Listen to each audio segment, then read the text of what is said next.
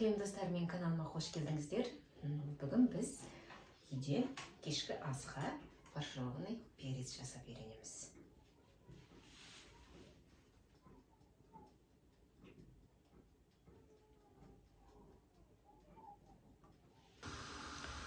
Ал достар, онда біздің бүгінгі кешкі асымыздың начинкасын деп айтайық, начинкасын дайындап алайық. Ол үшін бізге 1 килограмм фарш қажет болады.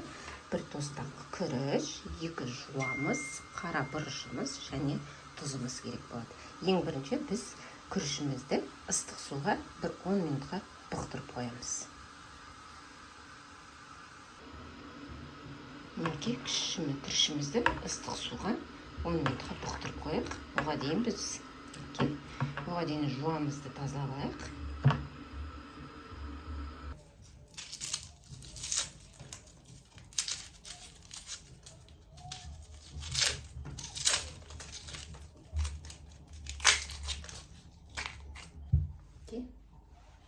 Жуамыз дайын. Ал енді осы жуамызды жайды көбектеп турап аламыз.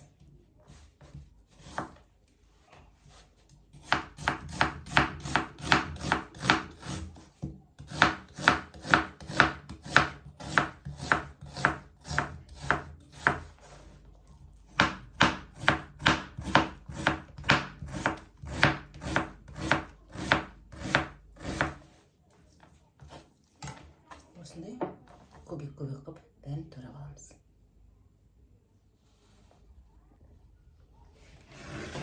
Лукымызды турап алдық. Енді осы лукымызды фаршымыздың бетіне салып алайық. Мясорубкадан өткізсеңіздер де болады, бірақ маған қолмен тураған көбірек ұнайды.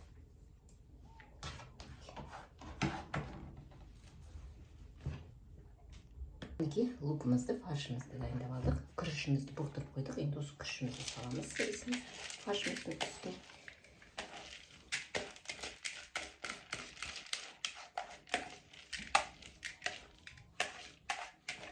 Ристі пісіріп салсаңыздар да болады, бірақ біз пісірмей саламыз. Ыстық суға бұқтырып аламыз. Сосын тұзымызды, қара бұрышымызды саламыз.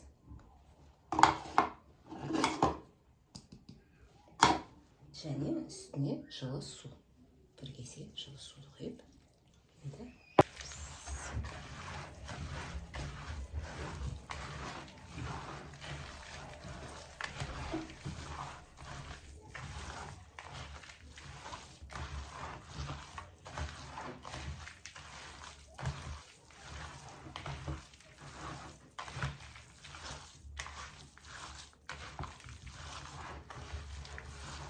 мінекей достар, біздің фаршымыз дайын болды. Енді келесі перецімізді тазалап алайық жақсылап, болгар перецтерімізді. Мінекей достар, енді біз болгар перецтерімізді бәрін ортасын тазалап алайық.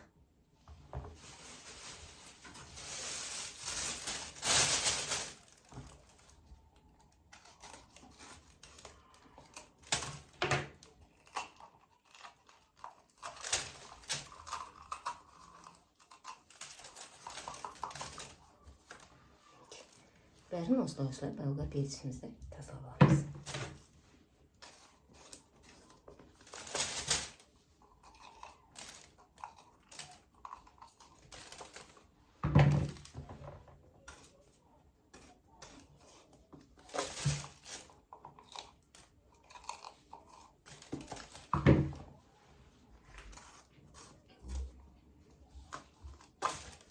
Тазалап алдық, енді осыны жуып тазалап аламыз қазір. Мінекей достар, біздің болгар перецімізді жуып тазалап алдық. Енді осының ішіне фаршымыздың бәрін толтырып шығайық.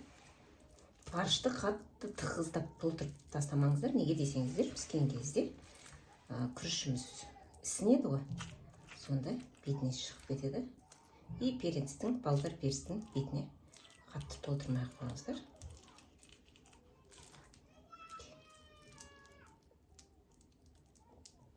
Бәрін осылай толтырып шығайық.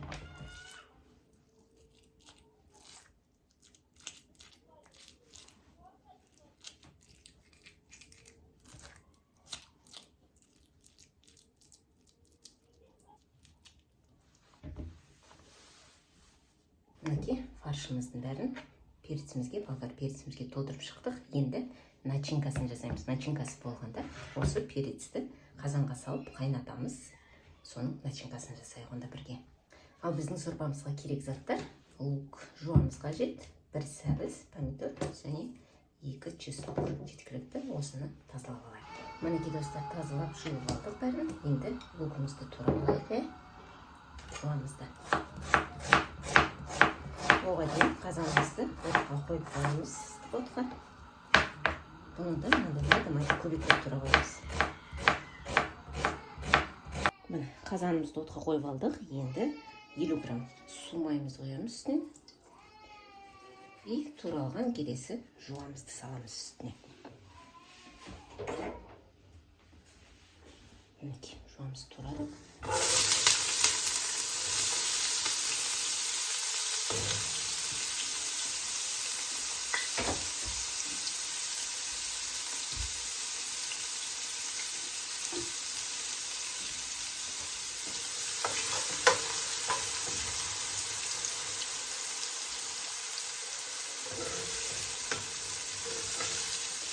Сары болғанша осы сөйтіп жуамызды қорғаймыз. Келесі осының бетіне сәбізімізді саламыз. Мінекей келесі сәбізді мен түркадан өткізе салдым. Осының бетіне саламыз, жуамыздың бетіне. Бәрін жақсылап қорғаймыз қазір. Қорғылып жатыр. Оның үстіне енді қызанағымызбен туралған чесногымызды салдым.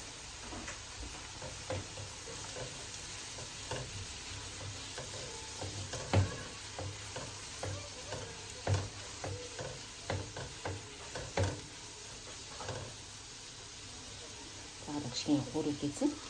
Сосын қызанақ пастасын салып, бетіне болгар перецтерімізді, яғни фаршированный перецімізді солатып саламыз. Мінекей бәрін салып, енді осының үстіне 2 ас қасық қызанағымызды саламыз.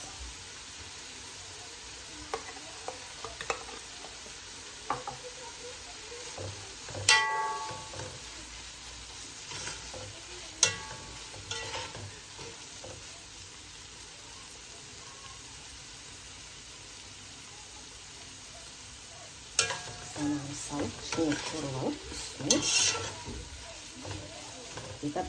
1-2 тостақ су құямыз үстіне.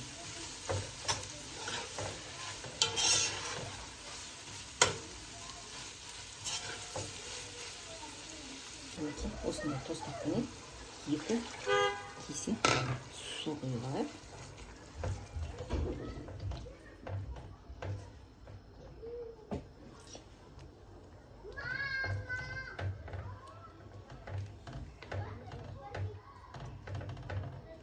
Осындай болады. Бетіне қазір зелень салып жүреміз кішкене.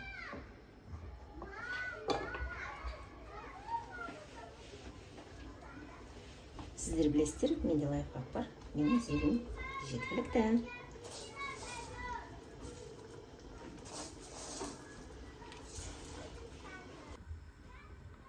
Мінекей, мынау біздің подливкамыз. Осының үстіне енді келесі перецімізді салып шығамыз. Фаршированный. Мінекей достар, енді болгар перецімізді осы сорпамыздың бетіне салып шығамыз бәрін.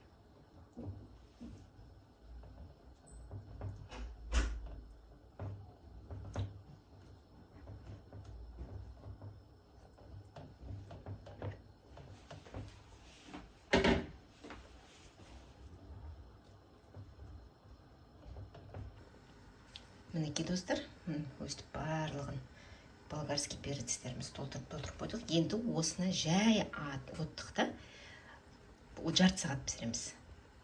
жарты сағаттан кейін көреміз, ішіндегі рисі бәрі піссе, онда дайын. Піспесе тағы да 10 минутқа қоямыз. Түрі керемет болып тұр, қараңыздар. Қақпағын жауып, енді осыны жай отта жарты сағатты пісіреміз.